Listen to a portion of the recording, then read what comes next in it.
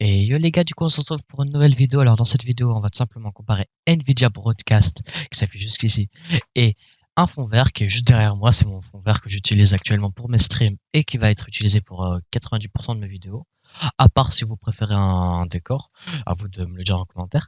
Et du coup, on va tout simplement commencer par voir qu'est-ce qu'est Nvidia Broadcast. Alors, il faut savoir d'abord que c'est un logiciel qui s'installe avec uniquement les cartes graphiques RTX 2000 et 3000. Un excellent logiciel qui m'a été très très utile. Et on va parler en second temps d'un fond vert. Alors, un fond vert, c'est très bien, mais il faut savoir l'utiliser. Du coup, je vais faire un petit tuto comment en clair l'utiliser, etc. Du coup, on se retrouve pour la suite de la vidéo. Alors, Nvidia Broadcast, alors tout simplement, c'est un logiciel qui se présente comme ça. Alors, vous pouvez mettre votre source micro et ça peut vous supprimer le bruit, ce qui est très important, par exemple, si vous habitez dans un endroit bruyant, etc., et votre micro ne possède pas la réduction de bruit via son logiciel, par exemple, comme le G Pro X, qui possède beaucoup de réglages, donc forcément, pas la peine d'utiliser Broadcast, mais pour d'autres micros, c'est très très utile. En plus, ça marche très très bien, vu que vous pouvez mettre à fond, etc. Ensuite, il y a tout simplement l'endroit haut-parleur. Alors, je l'ai jamais testé, je sais pas trop à quoi ça sert.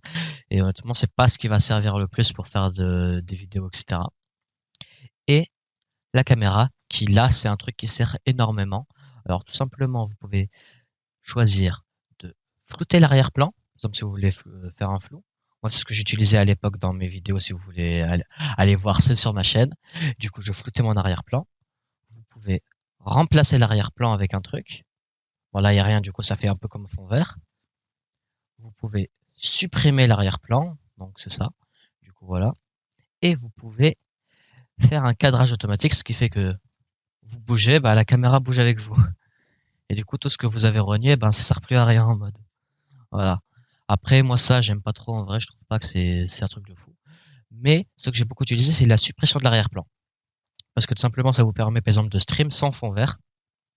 Bon, là, si vous voyez que ça rend très bien en mode parce que grâce au fond vert qu'il y a derrière, ça aide. Quand il n'y avait pas de fond vert, c'était vraiment pire. Vous pouvez voir mes vidéos de toute façon, elles sont disponibles dans les best-of de rediff de stream du coup, vous pourrez voir.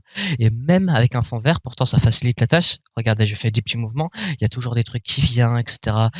Si je bouge un peu, tout ça, c'est pas très clean, on va dire.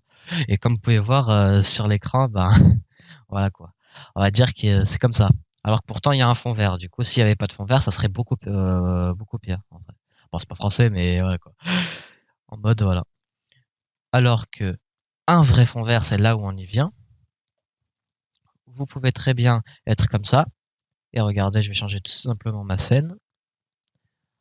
Bon, là, après ne vous fiez pas parce que j'ai un t-shirt noir. Du coup, c'est pas ouf.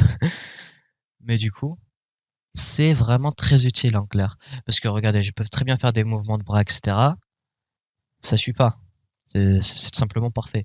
Après, il faut savoir bien sûr que le fond vert, il faut pas porter par exemple des habits noirs en général, parce que ça passe pas au fond vert. Il faut plus des trucs blancs ou d'autres couleurs tout simplement. Faut qu'il y ait beaucoup d'éclairage sur le fond vert. Là, j'ai ma lumière qui tape dedans pour que ça puisse faire un bon rendu.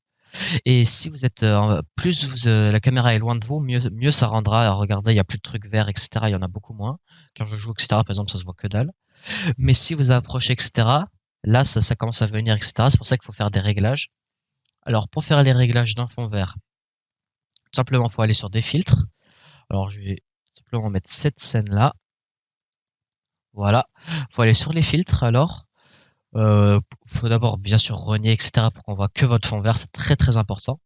Ensuite, ça, c'est juste moi qui fais ça pour ma caméra. Vous allez sur incrustation par Chrominos, ça marche sur tous les logiciels, que ce soit OBS Studio, Streamlabs, Twitch Studio, quasiment tous les logiciels. Alors, la couleur, c'est important de prendre la bonne couleur. Moi, j'ai choisi vert. Avant, j'avais pris une couleur personnalisée, mais là, maintenant, je trouve que vert, c'est mieux. Et tout va se jouer sur la similitude. Regardez, plus vous baissez de similitude, plus, par exemple, les trucs verts, etc. vont disparaître. Ça disparaît, mais plus vous voyez qu'un truc, en clair, il y a le truc ici qui apparaît. Un truc un peu vert qui apparaît, et ça, c'est pas ouf. Mais plus vous allez mettre, moins ça va apparaître. Il faut savoir aussi, plus votre fond vert est éclairé, mieux c'est. Donc là, moi, il me manque encore de l'éclairage, mais c'est très très important que le fond vert soit éclairé et pas votre tête. Parce que si vous mettez de l'éclairage dans votre tête, ça fait ça. Alors que si vous mettez pas d'éclairage, là, par exemple, je suis baissé un peu, Et ben là, on voit que ma tête, on voit pas du coup le vert comme ça. Plus vous êtes loin de votre cam, mieux c'est. Donc si vous pouvez mettre la cam même à 2 mètres, eh ben mettez-la. Juste faites un zoom. Et vous pouvez même toucher le fond vert. Là, par exemple, je suis en train de le toucher. Ça change pas. Du coup, vous pouvez voir bien comment ça rend, etc. Et bien sûr, les images que vous prenez. Si vous mettez par exemple celle-là, vous voyez que c'est pas non plus la meilleure, on va dire, celle que là j'ai actuellement. Alors par exemple, quand je joue par exemple sur F1 2020, vous pouvez voir que ça rend un très bon rendu. Un exemple. Vous pouvez même par exemple là, je vais enlever l'image, vous voyez vraiment comment ça rend.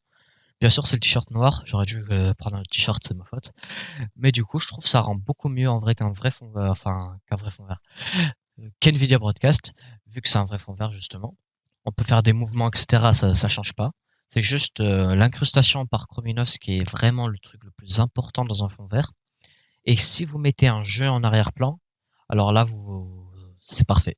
Parce que ça se voit encore moins. Par exemple, là, vous voyez une petite sorte d'aura un peu comme ça, parce que j'ai pas encore mis assez d'incrustation. Mais si je suis en jeu, ça se verra plus. Vous pouvez voir d'ailleurs sur ma chaîne Twitch. Pas la peine que je vous le mette dans la vidéo. Allez voir, allez-y. Et du coup, voilà. Et en plus, c'est très facile parce que vous pouvez mettre ça avec toutes les caméras, juste à aller dans filtre, incrustation par chrominance, et vous pouvez régler votre fond vert comme vous. Alors, pour conclure, alors NVIDIA Broadcast, c'est un excellent logiciel, très utile si vous avez des RTX, parce que ça vous aidera énormément. Par contre, vous serez limité parce que vous pourrez pas faire beaucoup de mouvements, etc. Sinon, ça se verra. Il y a des jeux où ça se verra moins, il y a des jeux où ça se verra plus. Ça dépend aussi de votre décor. S'il y a beaucoup de décors, etc., ça passera pas. Mais si par exemple c'est juste un fond, on va dire comme ça, que ce soit n'importe quelle couleur, hein, un mur ou quelque chose, là ça sera déjà mieux.